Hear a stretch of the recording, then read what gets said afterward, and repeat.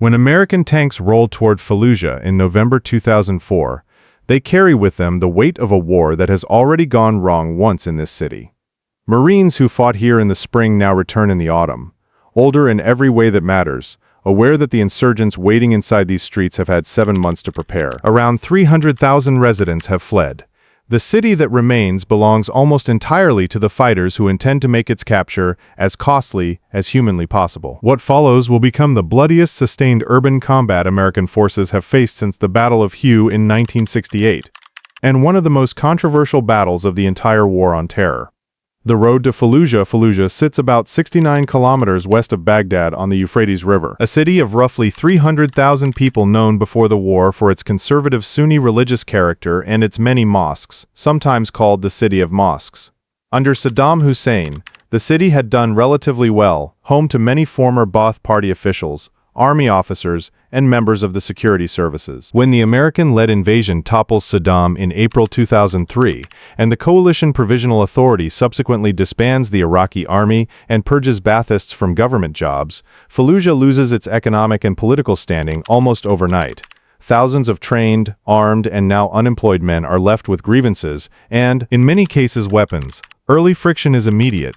In April 2003, U.S. troops from the 82nd Airborne Division occupy a local school, and a demonstration against their presence ends in gunfire that kills at least a dozen Iraqi civilians. The army says its soldiers were fired upon first. Local residents dispute this. Whatever the truth, the incident becomes a founding grievance for the insurgency that follows. Attacks on American convoys, IED strikes, and ambushes escalate through 2003, and by early 2004 Fallujah is widely regarded by U.S. commanders as one of the most dangerous cities in Iraq, largely outside effective coalition control. The insurgency in Fallujah is not one movement but several, uneasily overlapping. Many fighters are former Ba'athist officers and Sunni nationalists resisting occupation and the loss of their former status. Others are local tribal and religious figures defending their neighborhoods. And increasingly, foreign jihadist fighters are arriving, drawn by the call to fight the American occupation, many aligned with the Jordanian militant Abu Musab al-Zarqawi, whose group will later declare itself Al-Qaeda in Iraq. These currents do not always trust each other, but in Fallujah in 2004, they share a common enemy, and for a time, a common battlefield. The Blackwater Incident on March 31, 2004, 4 American private security contractors working for Blackwater USA drive through Fallujah escorting a food delivery. Insurgents ambush their vehicles, killing all 4 men. A crowd then mutilates and burns the bodies, dragging charred remains through the streets, and hangs 2 of the corpses from a bridge over the Euphrates while a crowd celebrates. Photographs and video of the scene are broadcast around the world within hours. For the Bush administration, already under pressure over the broader trajectory of the occupation, the images are politically intolerable. Within days, orders come down for U.S. Marines to retake control of the city by force. The operation is given the name Vigilant Resolve, First Battle of Fallujah. Operation Vigilant Resolve on April 4, 2004. Roughly 2,000 Marines from the 1st Marine Expeditionary Force move into Fallujah's outskirts, beginning a cordon and clear operation intended to root out those responsible for the Blackwater killings and reassert coalition control. Fighting is immediately intense. Marines advance methodically through the Jolan district in the city's northwest, meeting entrenched resistance from fighters using the dense urban terrain to their advantage, narrow alleys, rooftop positions, and buildings rigged with fighting holes. Within days, however, the political ground shifts beneath the military operation. Arab satellite news channels, above all Al Jazeera, broadcast graphic footage from inside the city depicting civilian casualties and damage from the fighting. Footage that circulates widely across the Arab world and inflames anger at the United States and its Iraqi partners. The Iraqi Governing Council, the interim body working with the coalition, threatens to collapse over the offensive, with several members resigning or threatening resignation. Fearing a wider political crisis just as sovereignty is due to be handed back to an interim Iraqi government, U.S. civilian leadership orders the Marines to halt their advance on April 9, even though many commanders on the ground believe they are close to clearing the city. What follows is widely regarded, in retrospect, as a strategic failure. Rather than press the advantage or withdraw cleanly, coalition authorities attempt to face saving compromise. Security responsibility is handed to a newly formed Fallujah Brigade, made up largely of former Iraqi army officers and local fighters under the nominal command of a former Ba'athist general. The idea is that Iraqis policing Iraqis will defuse the political crisis while still containing the insurgency. The Fallujah Brigade collapses almost immediately as an effective force.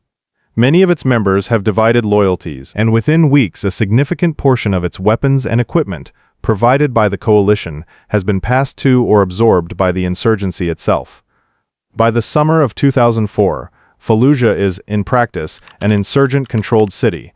Local clerics and tribal councils exercise some authority, but real power on the streets belongs to armed factions, and foreign fighters loyal to Zarqawi establish an increasingly visible and violent presence, including public executions and a well-documented network for producing propaganda videos of hostage killings. 7 months to prepare the pause between the First and Second Battles of Fallujah is, from the insurgents' perspective, an extraordinary gift. Fighters used the months from May through October 1004, with coalition forces largely absent from the city interior, to turn Fallujah into one of the most heavily fortified urban battle spaces of the modern era. Streets are blocked with rubble, vehicles, and improvised barricades to funnel any attacking force into prepared killing zones. Buildings are connected by holes punched through interior walls, called mouse holes, allowing fighters to move between structures without exposing themselves on the street, a technique insurgents will use extensively once the battle begins. Mosques, schools, and hospitals are used as weapons caches, command posts, and fighting positions, calculating correctly that American rules of engagement will make U.S. forces reluctant to strike such sites without extreme caution.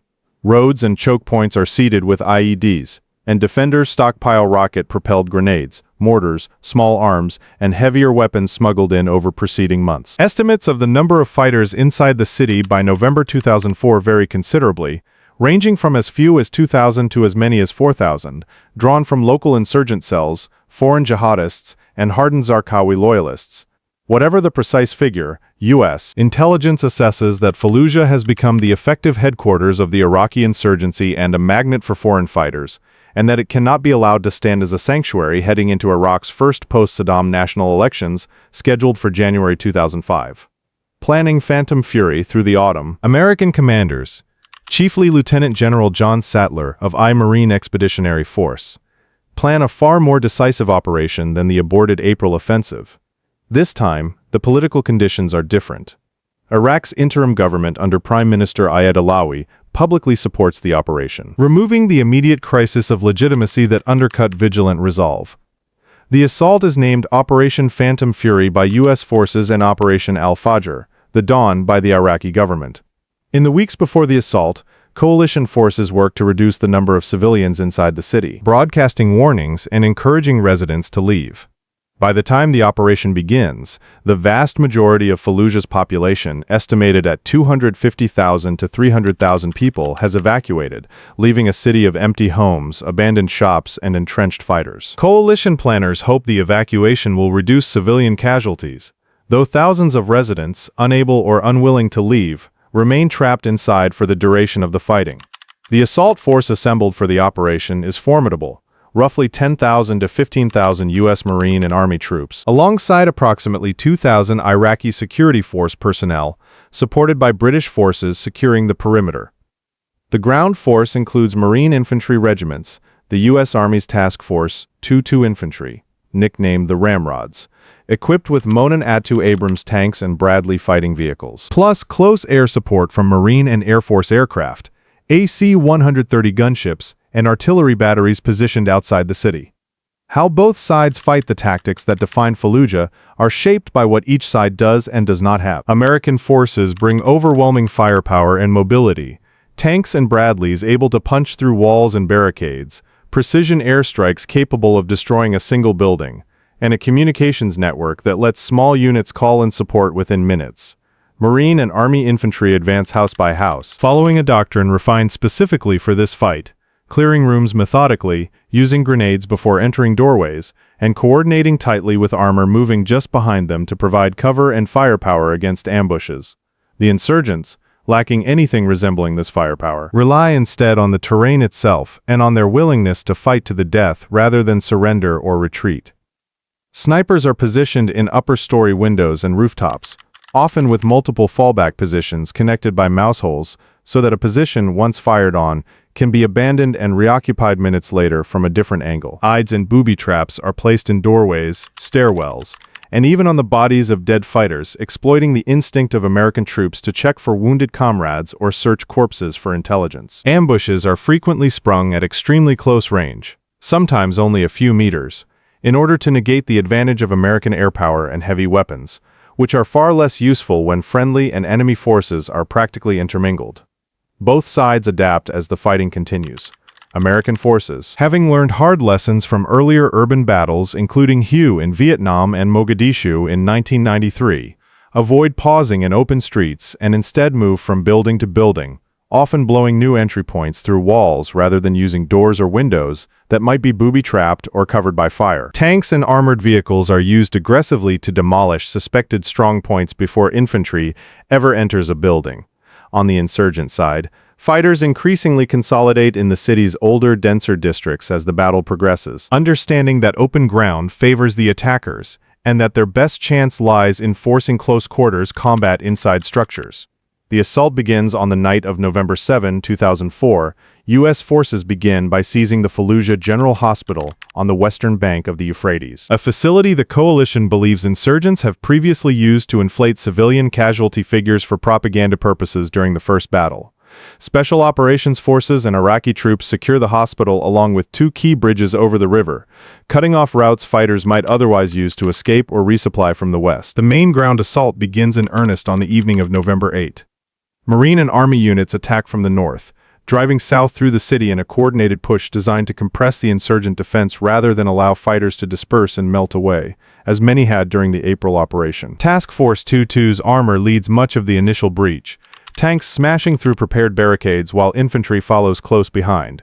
Within the first 24 to 48 hours, coalition forces secure a significant foothold in the northern districts, moving faster than many commanders expected, a sign that despite months of preparation, the insurgent defense is not able to hold a continuous front against combined arms assault.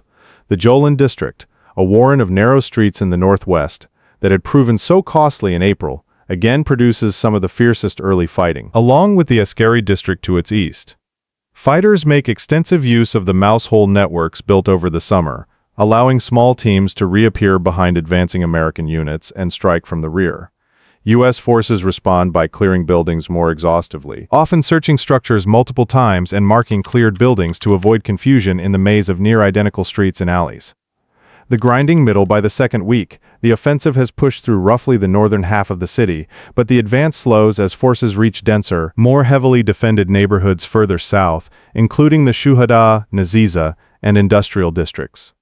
Here the insurgents, having been pushed out of the north, concentrate their remaining strength, and the fighting becomes some of the most brutal of the entire war.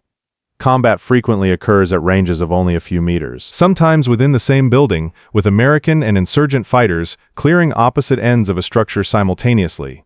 U.S. forces increasingly call in close air support and precision munitions on individual buildings identified as strongpoints, while artillery and mortar fire support the advance from positions outside the city. Reports from the fighting describe entire blocks reduced to rubble as tanks, airstrikes, and small arms battles methodically clear a city that insurgents had spent months turning into a fortress. One especially difficult phase of the battle involves the industrial area in the city's southern reaches, where wide streets and larger buildings, warehouses and factories, offer insurgents excellent fields of fire against advancing troops, while also providing defenders with reinforced structures resistant to smaller munitions. Marine units clearing this area report some of the highest casualty rates of the entire operation, as fighters use the industrial building scale to maintain multiple mutually supporting defensive positions. Throughout the battle, American forces also uncover evidence of the insurgency's grip on the city during the preceding months. Weapons caches numbering in the hundreds, IED assembly facilities, and torture and execution sites, including locations linked to Zarqawi's group and to hostages, both Iraqi and foreign, who had been held and killed inside the city. These discoveries harden American resolve to finish clearing the city thoroughly, rather than repeat the compromise that ended the first battle. By white phosphorus and the question of civilians, the Second Battle of Fallujah becomes, alongside its military significance, one of the most controversial engagements of the Iraq War. U.S. forces confirm using white phosphorus munitions during the battle, primarily for illumination and for creating smoke screens to mask troop movements, though some reports and later accounts suggest it was also used in a limited offensive capacity against dug-in positions. The use of white phosphorus, an incendiary substance that can cause severe burns, becomes a source of significant international criticism once details emerge in the following year, with human rights organizations and some governments raising concerns about its use in a populated urban area, even one that had been largely evacuated. The scale of destruction inside the city is severe. Post-battle assessments estimate that a substantial majority of Fallujah's buildings are damaged or destroyed. Figures commonly cited range from 60 to 70% of structures affected in some form, with roughly a fifth of buildings completely destroyed. The city's infrastructure, water, electricity, and sewage systems is largely wrecked by the fighting, and reconstruction becomes a slow, contentious process lasting years. Of the residents who fled before the battle, many are unable to return for months, and when they do, they find a city bearing little resemblance to the one they left. The Second Battle of Fallujah officially concludes in late December 2004, though mopping up operations against isolated pockets of resistance continue into the new year. It stands, by almost every measure, as the deadliest single battle of the entire Iraq War for U.S. forces. American losses are commonly put at approximately 95 to 100 killed in action, and roughly 560 to 600 wounded, the highest casualty figures of any battle during the nearly 9-year American engagement in Iraq. Iraqi security forces suffer additional casualties fighting alongside coalition troops. Estimates of insurgent dead vary widely, from roughly 1,200 to as many as 2,000, though verifying these figures is complicated by the destruction of the city and the difficulty of distinguishing combatants from civilians among the dead. Civilian casualties remain the most disputed statistic of the battle, because the vast majority of the population had evacuated before the assault began. Deaths among the roughly tens of thousands of civilians believed to have remained in the city are estimated in the hundreds, though precise, independently verified figures have never been agreed upon. Aftermath and legacy. In the immediate aftermath, American and Iraqi officials present the battle as a significant victory. The insurgency's most important urban stronghold has been broken, its network of foreign fighters scattered or killed, and its ability to operate openly as a self-declared Islamic state within the city, as some factions had begun to describe their control of Fallujah, eliminated. Iraq's January 2005 national elections proceed without Fallujah serving as an organized center of resistance, which coalition planners regard as a central strategic objective achieved. Yet the victory proves neither clean nor permanent in the way many hoped. Many insurgent fighters, warned of the coming offensive by the extensive buildup and evacuation, slip out of the city before the assault begins, relocating their operations to other parts of Anbar province and beyond rather than making a final stand. The insurgency in Iraq, rather than being broken, adapts and continues for years afterward, and Anbar province itself remains a center of instability for much of the following decade.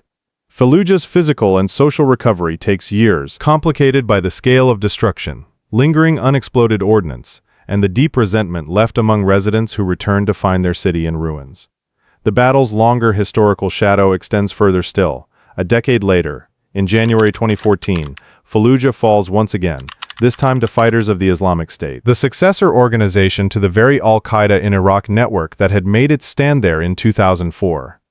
American and Iraqi forces would be compelled to fight for the city a third time in 2016 before finally recapturing it, a grim testament to how difficult it proved to translate a costly tactical victory into a lasting strategic one. For the Marines and soldiers who fought there, Fallujah in November and December of 2004 remains a defining experience of the entire war, remembered as some of the most intense urban combat American forces had faced since Hugh City in 1968, fought street by street, room by room, against an enemy that had turned an entire city into a battlefield, built specifically to make them pay for every block.